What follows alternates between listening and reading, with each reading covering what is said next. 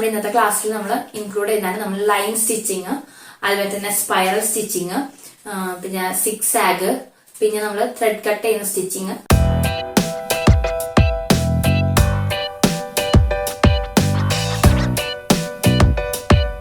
കുഞ്ചൂസ് ഗാലറിയിലേക്ക് ഏവർക്കും സ്വാഗതം. നമ്മളുടെ ഇന്നത്തെ രണ്ടാമത്തെ സെക്ഷൻ ക്ലാസ് ആണ് ഇവിടെ നമ്മൾ സ്റ്റാർട്ട് ചെയ്യാൻ പോകുന്നത്.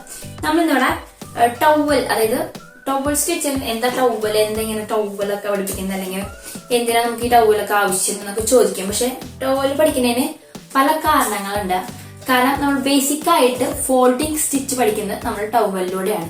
ഈ ഫോൾഡിങ് എന്ന് പറഞ്ഞിട്ടുണ്ടെങ്കിൽ നമുക്ക് പല സ്ഥലങ്ങൾ നമ്മളൊന്ന് ശ്രദ്ധിച്ചൊന്ന് ആലോചിച്ച് നോക്കിയാൽ മതി.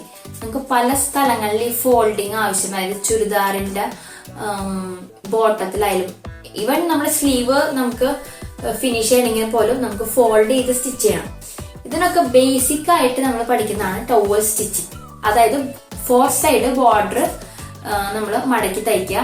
അതുപോലെ തന്നെ നമുക്ക് അതുപോലെ തന്നെ നമ്മൾ ഇന്നത്തെ ക്ലാസ്സിൽ നമ്മൾ ഇൻക്ലൂഡ് ചെയ്യുന്നതാണ് നമ്മൾ ലൈൻ സ്റ്റിച്ചിങ്, അതുപോലെ തന്നെ സ്പൈറൽ സ്റ്റിച്ചിങ്, പിന്നെ സിക്സ് ആഗ്, പിന്നെ നമ്മൾ ത്രെഡ് കട്ട് ചെയ്യുന്ന സ്റ്റിച്ചിങ്. അങ്ങനത്തെ കുറെ നമ്മൾ മെഷീനിൽ ഉപയോഗിച്ചിട്ട് സ്റ്റിച്ച് ചെയ്യുന്നത്. ഇങ്ങനത്തെ ബേസിക് സ്റ്റിച്ചുകൾ നമ്മൾ പഠിച്ചാൽ മാത്രമാണ് നമുക്ക് എങ്ങനെയാണ് ബാക്കി വരുന്ന നമ്മൾ ഗാർമെന്റ് ഒക്കെ സ്റ്റിച്ച് ചെയ്ത് വരുമ്പോഴേക്കും നമുക്കിതൊക്കെ മെയിൻ ആയിട്ട് അത്യാവശ്യമുള്ള ഘടകമാണ്. അപ്പോൾ ഈ സ്റ്റിച്ചിങ്, അതായത് ഈ സ്പൈറൽ, അതൊക്കെ നമ്മൾ ബിഗിനേഴ്സ് സ്റ്റാർട്ട് ചെയ്ത് സ്റ്റിച്ച് ചെയ്ത് പഠിച്ചാൽ മാത്രമാണ് ഒരു പെർഫെക്റ്റ് ഫിനിഷിങ്ങോട് കൂടിയിട്ടുള്ള ഒരു ഡ്രസ്സ് നമുക്ക് സ്റ്റിച്ച് ചെയ്യാൻ പറ്റുള്ളൂ. അപ്പൊ എല്ലാവരും ഇന്നത്തെ വീഡിയോ സ്കിപ്പ് ചെയ്യാണ്ട് മുഴുവനായിട്ടും കാണാൻ ശ്രദ്ധിക്കാം. അപ്പോൾ നമ്മൾ സ്പൈറൽ സ്ക്വയർ ആണ്, അതായത് ഓരോ അടിച്ച് നമ്മൾ ഫിനിഷ് ചെയ്യാൻ വേണ്ടിയിട്ടാണ്. പിന്നെ നമ്മൾ നിർത്തി അടിക്കുന്നതും, അതേപോലെ തന്നെ വേഴ്സ്, സിക്സ് ആഗ്, സ്പൈറൽ, പിന്നെ നമുക്ക് സ്ട്രെയിറ്റ്. ഇത് ഏറ്റവും ഇമ്പോർട്ടൻ്റ് ആണ്, നമ്മൾ സ്ട്രെയിറ്റ് അടിക്കാൻ നന്നായിട്ട് പഠിക്കണം. പിന്നെ നമുക്ക് വേണ്ടതാണ് 4 സൈഡ് ഫോൾഡിങ്. ഞാൻ ഫസ്റ്റ് പറഞ്ഞിരുന്നു 4 സൈഡ് നമുക്ക് ഫോൾഡ് ചെയ്യാൻ നന്നായിട്ട് പഠിക്കണം എന്നുള്ളത്. ഫോൾഡ് ചെയ്ത് നമ്മളിങ്ങനെ കറക്റ്റായിട്ട് മാക്സിമം ബിഗ്നേഴ്സൊക്കെ ആകുമ്പോൾ കോട്ടൺ ഫാബ്രിക്കിൽ ഫോൾഡിങ് ഒക്കെ പഠിക്കാൻ പ്രത്യേകം ശ്രദ്ധിക്കുക. മറ്റേ വേറെ ടൈപ്പ് കുറച്ചുകൂടിയും സോഫ്റ്റ് അല്ലാന്നുണ്ടെങ്കിൽ, ചിലപ്പോൾ വഴുകുന്നൊക്കെ ഫാബ്രിക്കൊക്കെ ആണെന്നുണ്ടെങ്കിൽ നമുക്ക് ഫിനിഷിങ് വളരെ കുറവായിരിക്കും. അപ്പോൾ നമ്മൾ ഫസ്റ്റ് കോട്ടൺ ഫാബ്രിക്കിൽ നന്നായിട്ട് പഠിച്ചതിന് ശേഷം വേറെ ഫാബ്രിക്കുകൾ നമ്മൾ യൂസ് ചെയ്തിട്ട് ഫോൾഡ് ചെയ്യാൻ പഠിക്കാം. നമ്മളിപ്പോൾ ഈ ഒരു ഫാബ്രിക്കിൽ മാത്രം, അതായത് കോട്ടണിൽ മാത്രം ഫോൾഡിങ് പഠിച്ചതെന്ന് വെച്ചിട്ട് നമുക്ക് ഫോൾഡിങ് ഫിനിഷ് ആവണമെന്നില്ല. നമ്മൾ പിന്നെയും വേറെ different type of fabric means ഉള്ളത് വെച്ചിട്ട് അതൊന്ന് ജസ്റ്റ് ഫോൾഡ് ചെയ്യാൻ പഠിക്കാം. അതുപോലെ തന്നെ ഇപ്പോൾ നമ്മൾ നോർമൽ സ്ട്രെയിറ്റ് ഫോൾഡിങ് ആണ്. നമ്മളൊന്ന് ജസ്റ്റ് ഒന്ന് കേർവ് ചെയ്തിട്ട് അല്ലെങ്കിൽ ക്രോസിലൊക്കെ നന്നായിട്ടൊന്ന് ഫോൾഡ് ചെയ്യാൻ പഠിക്കുകയാണെന്നുണ്ടെങ്കിൽ നല്ല ഫിനിഷിങ് ആയിരിക്കും നമുക്ക് കിട്ടുക.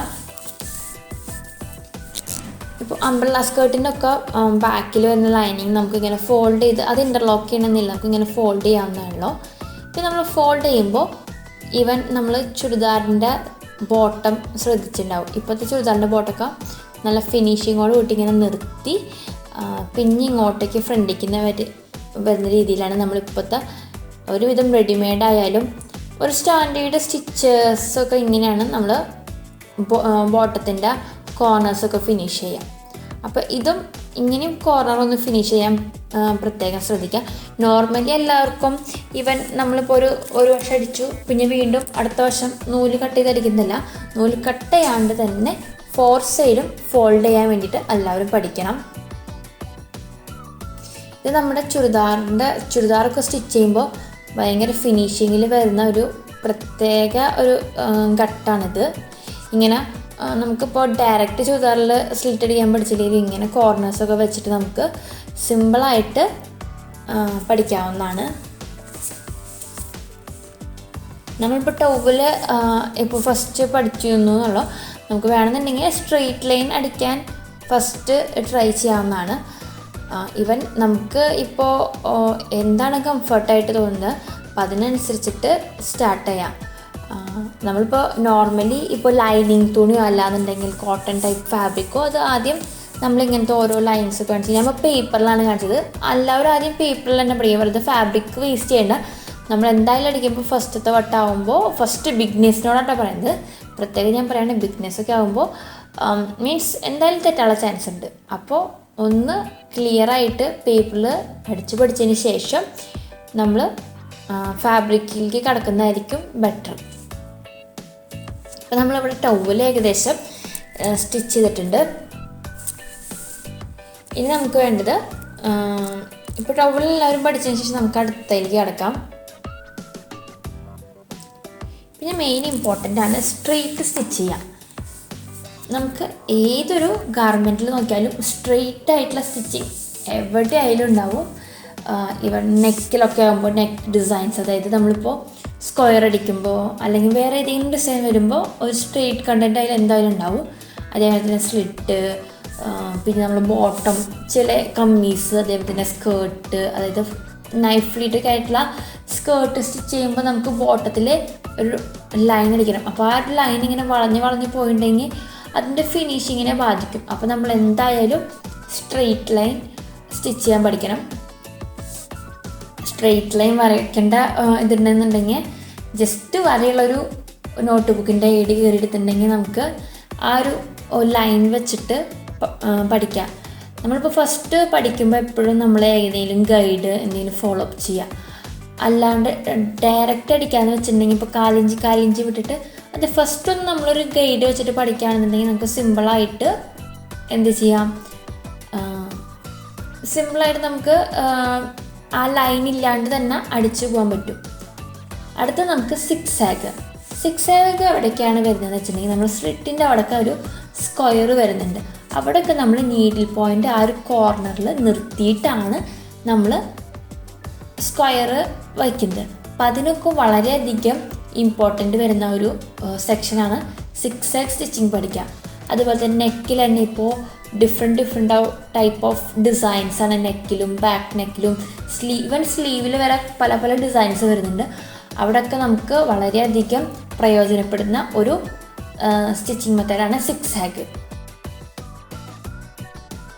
ഇതേ സെയിം ലൈൻ നമുക്ക് ഇപ്പോൾ ഒരേ കളർ ഫാബ്രിക്കിൽ കോൺട്രാസ്റ്റ് ആയിട്ട് വേറെ കളർ നൂലിട്ടിട്ട് 2-3 വട്ടം ഇങ്ങനെ സിക്സ് ആഗ് സ്റ്റിച്ച് ചെയ്യുകയാണെന്നുണ്ടെങ്കിൽ അവിടെ എംബ്രോയിഡറി, ലൈൻ എംബ്രോയിഡറി തന്നെ നമുക്ക് ചെയ്തെടുക്കാവുന്നതാണ്. അപ്പോൾ അതിനൊക്കെ നമ്മൾ സിക്സ് ആഗും ചെയ്യാൻ പഠിക്കണം. കാരണം കോർണർ ഫിനിഷിംഗ് ആണ് മെയിനായിട്ട് സിക്സ് ആഗിൽ ഉദ്ദേശിക്കുന്നത്. ഇപ്പോൾ ഞാനിപ്പോൾ 2 ലൈൻ വരച്ചിട്ടുണ്ട്. ഒരെണ്ണം സാമ്പിളിലാണ് കാണിക്കുന്നത്. ഇനി സ്പൈറൽ സ്ക്വയറാണ് അടുത്ത് നമ്മൾ പഠിക്കാൻ പോകുന്നത്. സ്പൈറൽ സ്ക്വയർ എന്ന് പറയുമ്പോൾ നമ്മൾ മെയിനായിട്ട് നോർമലി നമുക്ക് സ്ലിറ്റിൻ്റെ ആ ഒരു സെക്ഷനിലല്ലാന്നുണ്ടെങ്കിൽ നമുക്ക് നെക്കൊക്കെ ഫിനിഷ് ചെയ്യുമ്പോൾ കണ്ടിന്യൂസ് ആയിട്ടാണ് വരുന്നത്. ഒരിക്കലും നിൽക്കാണ്ടാണ് നമ്മൾ നീഡിൽ നൂല് കട്ട് ചെയ്യാണ്ടാണ് നമ്മൾ ആ നെക്കൊക്കെ ഫുൾ ഫിനിഷ് ചെയ്യുന്നത്. അപ്പോൾ എന്ത് ചെയ്യണം, നമുക്കിങ്ങനെ ഓരോ സ്ഥലത്തും നിർത്തി കോർണറിൽ നിർത്തി കണ്ടിന്യൂ ചെയ്യാൻ വേണ്ടിയിട്ട് പഠിക്കുന്നതാണ് ഈ സ്പൈറൽ സ്ക്വയർ. കുറേ നമുക്കിങ്ങനെ ഡിസൈൻ നമ്മളിങ്ങനെ പേപ്പറിലും അതേമാതിരി തന്നെ ഫാബ്രിക്കിലൊക്കെ സ്റ്റിച്ച് ചെയ്ത് പഠിക്കുകയാണെന്നുണ്ടെങ്കിൽ നമുക്ക് തുണിയിലടിക്കാൻ വളരെ സിമ്പിളായിരിക്കും. അപ്പോൾ എല്ലാവരും ആദ്യം പേപ്പറിൽ ബിഗ്നേഴ്സിൻ്റെ അടുത്താണ് ഞാൻ പ്രത്യേകം പറയുകയാണ് ബിഗ്നേഴ്സ്. അപ്പോൾ കാരണം ബാക്കിയുള്ളവർക്കൊക്കെ പിന്നെ ഇതെന്താണ് സിമ്പിൾ കാര്യം എന്തൊക്കെ എന്താണ് പറയുന്നതിൻ്റെ ആവശ്യം എന്ന് ചോദിക്കും. പക്ഷെ ബിഗ്നേഴ്സിന് ഇത് വളരെയധികം ഹെൽപ്ഫുള്ളായിരിക്കും. ഇങ്ങനെ നിർത്തി അതായത് ഓരോ കോർണറും അതേപോലെ തന്നെ ഈവൻ വേവ്സൊക്കെ ആയാലും അതേപോലെ തന്നെ ഇങ്ങനെ കോർണർ സ്റ്റിച്ചാണ് പ്രത്യേകം പഠിക്കുന്നത്. കാരണം നമ്മൾ ഉദ്ദേശിക്കുന്ന സ്ഥലത്ത് അടിച്ചു നോക്കിയവർക്ക് അറിയായിരിക്കും. അതായത് ഫുള്ളായിട്ട് പഠിച്ചവരല്ല, എന്നാൽ ബിഗ്നേഴ്സും അല്ല, ഇടത്തരം നിൽക്കുന്നവർക്ക് അറിയായിരിക്കും. പെട്ടെന്ന് നീഡിൽ കൊണ്ട് നിർത്താൻ പറ്റാൻ പലർക്കും ബുദ്ധിമുട്ടുണ്ടാവും. അങ്ങനെയുള്ളവർ തീർച്ചയായിട്ടും എന്താ പറയുക പഠിക്കേണ്ട ഒരു സെക്ഷനാണിത്. നമ്മൾ ഏതൊക്കെ കോർണർ വരുന്ന ആ കോർണറിലൊക്കെ കറക്റ്റായിട്ട് നീഡിൽ എങ്ങനെ നിർത്തണം, പിന്നെ എങ്ങനെ സ്റ്റാർട്ട് ചെയ്യണം എന്നൊക്കെ നന്നായിട്ട് പഠിക്കേണ്ടത് അത്യാവശ്യമാണ്.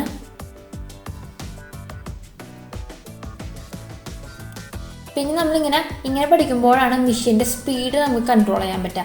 നമുക്ക് നല്ല സ്പീഡിലും സ്റ്റിച്ച് ചെയ്ത് പോകാം, അതേപോലെ തന്നെ സ്ലോയിലും സ്റ്റിച്ച് ചെയ്യാൻ പോകാം. അപ്പോൾ നമ്മൾ ഈ കോർണർ വശം എത്തുമ്പോൾ സ്ലോ ചെയ്യാനും അതിനുശേഷം നമ്മൾ ലെങ്ത് വശത്തെത്തുമ്പോൾ സ്പീഡ് കൂട്ടാനും നമുക്ക് ഈ ഒരു പ്രാക്ടീസിലൂടെ സാധിക്കും. ഇനി അടുത്തതാണ് വേവ്സ്. വേവ്സ് വളരെയധികം പഠിച്ചിരിക്കേണ്ടതാണ്. മെയിനായിട്ട് നമ്മുടെ നെക്ക് ലൈനിലാണ് ഈ ഒരു പ്രാക്ടീസിലൂടെ നമുക്ക് ഉപകാരപ്രദമാവുക. നെക്കൊക്കെ നമുക്ക് നമ്മൾ ഈവൻ ഏത് നെക്ക് ശ്രദ്ധിച്ചാലുണ്ടാവും അതിലൊരു വേവ്സ് അല്ലെങ്കിൽ ഒരു കേവ് എന്തായാലും ഉണ്ടാവും. അപ്പോൾ ആ ഒരു കേവൊക്കെ നല്ല ഫിനിഷിങ്ങിൽ സ്റ്റിച്ച് ചെയ്യണമെന്നുണ്ടെങ്കിൽ, അതായത് ഈവനായിട്ട് സ്റ്റിച്ച് ചെയ്യണമെന്നുണ്ടെങ്കിൽ നമ്മൾ ഈ ഒരു വേവ്സ് എങ്ങനെയാണ് അതായത് ചെയ്യണമെന്ന് പഠിക്കണം. കാരണം നമ്മൾ ഈ ഒരു സ്റ്റിച്ച് ചെയ്യുമ്പോൾ നമ്മൾ മെഷീൻ്റെ ഫുഡ് എങ്ങനെയാണ് വളയ്ക്കുന്നതെന്നാണ് മെയിനായിട്ട് പഠിക്കുന്നത്. സ്പൈറലായാലും ഇതേ തന്നെ മെത്തേഡാണ് നമുക്ക് വരുന്നത്. കാരണം നെക്കൊക്കെ ആകുമ്പോൾ നമ്മൾ കണ്ടിന്യൂസ് ആണ്. അപ്പോൾ നമുക്ക് മെഷീൻ്റെ സ്പീഡ് കൺട്രോൾ ചെയ്യാൻ പറ്റണം. നമ്മളിങ്ങനെ ഇപ്പോൾ തിരിക്കുമ്പോൾ നമ്മുടെ മെഷീൻ്റെ സ്പീഡ് കൺട്രോൾ ചെയ്യുന്നതാണ് മെയിനായിട്ട് നമ്മൾ ഈ ഒരു പ്രാക്ടീസിലൂടെ നമ്മൾ ഉദ്ദേശിക്കുന്നത്. നമ്മളിപ്പോൾ വരച്ച വരയും കൂടെ ആദ്യം വന്നില്ല എന്നുണ്ടെങ്കിൽ വീണ്ടും സെയിം സ്പൈറൽ ഏതാണ് നമുക്ക് മിസ്റ്റേക്ക് വരുന്നത്, കൂടുതൽ മിസ്റ്റേക്ക് വരുന്നത്, അത് കണ്ടിന്യൂസ് ആയിട്ട് ചെയ്ത് പഠിക്കാൻ പ്രത്യേകം ശ്രദ്ധിക്കാം.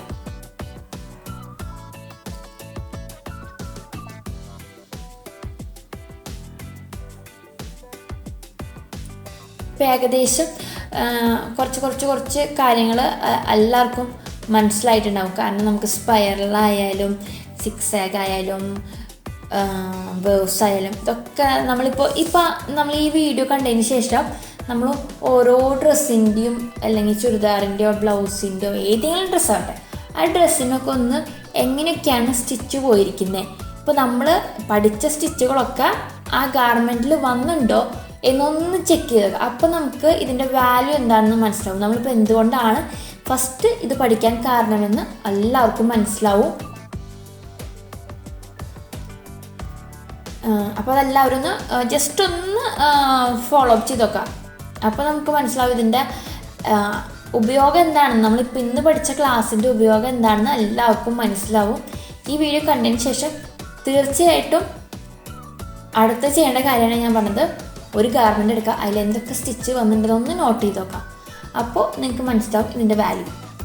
ഇനി അടുത്താണ് ഇത് ഏറ്റവും ഇമ്പോർട്ടൻ്റ് ആണ്. നമ്മൾ ഓരോ ഗാർമെൻറ്റ് സ്റ്റിച്ച് ചെയ്യുമ്പോഴും നമ്മൾ എത്ര സ്റ്റിച്ച് ചെയ്താലും അതിൻ്റെ സ്റ്റാർട്ടിങ്ങിലും എൻഡിങ്ങിലും വന്നിരിക്കേണ്ട ഒരേ ഒരു സ്റ്റിച്ച് ഇതാണ് അതായത് കെട്ടിടണം. കാരണം നമ്മൾ സാധാരണ ഇങ്ങനെ അടിച്ചു പോകണമെന്നുണ്ടെങ്കിൽ സ്റ്റാർട്ടിങ് എൻഡിങ്ങും കെട്ടിടാണ്ട് വിടുകയാണെന്നുണ്ടെങ്കിൽ എന്ത് സംഭവിക്കും? സ്റ്റിച്ച് ഇങ്ങനെ അഴിഞ്ഞ് പൊക്കോണ്ടിരിക്കും, അധികം ബലം ഉണ്ടാവില്ല. നമുക്ക് സ്ലീവിൻ്റെ അവിടേക്ക് ആകുമ്പോഴായാലും കെട്ടിട്ടിട്ട് വേണം സ്റ്റാർട്ട് ചെയ്യാൻ. അപ്പോൾ ഞാനിവിടെ ആദ്യം ഒരു വലിയ കെട്ടിടുന്നത് എങ്ങനെയാണെന്ന് കാണിച്ചിട്ടുണ്ട്. പ്രത്യേകിച്ചൊന്നുമില്ല, നമ്മൾ പ്രഷർ ഫോട്ട് ഒന്ന് പൊക്കി ഒന്ന് ബാക്കിലേക്ക് എടുത്താണ് ചെയ്യേണ്ടത്. നമ്മുടെ പവർ മെഷീനിലൊക്കെ നമുക്ക് ഓട്ടോമാറ്റിക് ഉണ്ട്, സൈഡിലൊരു ലിവർ ഉണ്ട്. ലിവർ ഇങ്ങനെ താഴ്ത്താണെന്നുണ്ടെങ്കിൽ ഡബിൾ മെഷീനും ഉണ്ട്. ആ ഒരു ലിവർ ഡയറക്റ്റ് ബാക്കിലേക്ക് പോയിട്ട് ഫ്രണ്ടിലേക്ക് വരും, അങ്ങനെ കെട്ടി വീഴും. അപ്പോൾ നമ്മൾ അങ്ങനെ ഇല്ലാത്തവർക്ക് കൂടിയായിട്ടാണ് ഞാൻ ഈ പ്രത്യേകം പറയുന്നത്. സിംഗിൾ മെഷീൻ ആയാൽ പോലും നമുക്ക് ഏത് മെഷീൻ ഉപയോഗിക്കുന്നവരൊക്കെ ആയാലും നല്ല പെർഫെക്റ്റായിട്ട് സ്റ്റിച്ചിങ് പഠിക്കാൻ വേണ്ടി നമ്മൾ ഏതൊക്കെ സ്റ്റിച്ചാണ് നമ്മൾ ഉപയോഗിക്കുന്നത് ആ സ്റ്റിച്ച് മൊത്തം കാണിച്ചിരുന്നത്. അപ്പോൾ ഇതും ഒന്ന് പ്രത്യേകം ശ്രദ്ധിക്കേണ്ട കാര്യമാണ്, ഏതൊക്കെ സ്റ്റിച്ച് എങ്ങനെയൊക്കെ ഉപയോഗിക്കണം എന്നുള്ളത്. ഇപ്പോൾ നമ്മളിങ്ങനെ ഓരോന്ന് ഇപ്പോൾ ഫസ്റ്റ് ചെയ്തു തെറ്റിയുണ്ടെങ്കിൽ വീണ്ടും ഒരു പേപ്പർ എടുക്കുക, വരയ്ക്കുക, പിന്നെ വീണ്ടും കെട്ടിടുന്നത് പഠിക്കുക. നമ്മൾ തുണിയിൽ തന്നെ ഡയറക്റ്റ് പഠിക്കണമെന്ന് പറയില്ല, കാരണം തുണി വെറുതെ ആവശ്യമുണ്ട് വേസ്റ്റ് ചെയ്യേണ്ട. അപ്പോൾ നമുക്കിങ്ങനെ ഫ്രഷ് പേപ്പേഴ്സ് ഉണ്ടെങ്കിൽ ഫ്രഷ് പേപ്പർ അല്ലെങ്കിൽ സാധാരണ ന്യൂസ് പേപ്പറാ എന്തെങ്കിലും ഉണ്ടെങ്കിൽ നമ്മളിങ്ങനെ ഓരോന്ന് അടിച്ച് പഠിക്കുകയാണെന്നുണ്ടെങ്കിൽ നമുക്ക് പെർഫെക്ഷൻ കൂടുന്നതായിരിക്കും.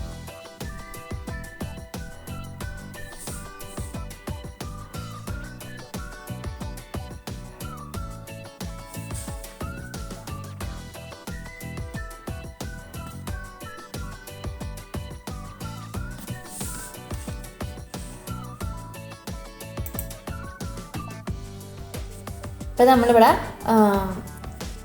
കെട്ടിടുന്നതായാലും സ്പൈറലായാലും വേവ്സ് ആയാലും അതേപോലെ തന്നെ സ്ക്വയർ ആയാലും സിക്സാഗ്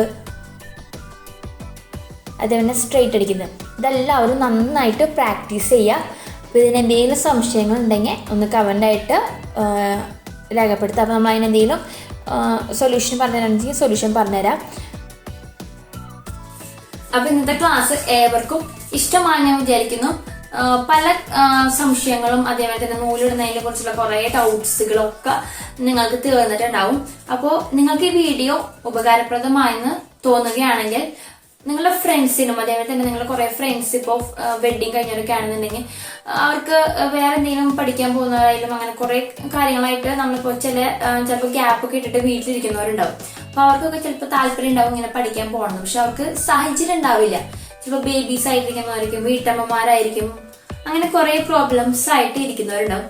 അവർക്കൊക്കെ ഈ വീഡിയോ ഷെയർ ചെയ്ത് അവരെയും കൂടി സഹായിക്കാം. അതുപോലെ തന്നെ നമ്മുടെ വീഡിയോ അല്ലെങ്കിൽ നമ്മുടെ ഈ ക്ലാസ് ഇഷ്ടമാണെങ്കിൽ തീർച്ചയായിട്ടും നമ്മുടെ വീഡിയോക്ക് ഒരു ലൈക്ക് കൊടുക്കുക. അതുപോലെ തന്നെ നമ്മുടെ ചാനൽ ആദ്യമായിട്ടാണ് കാണുന്നതെങ്കിൽ സബ്സ്ക്രൈബ് ചെയ്യാൻ മറക്കരുത്. See you in another video. Bye.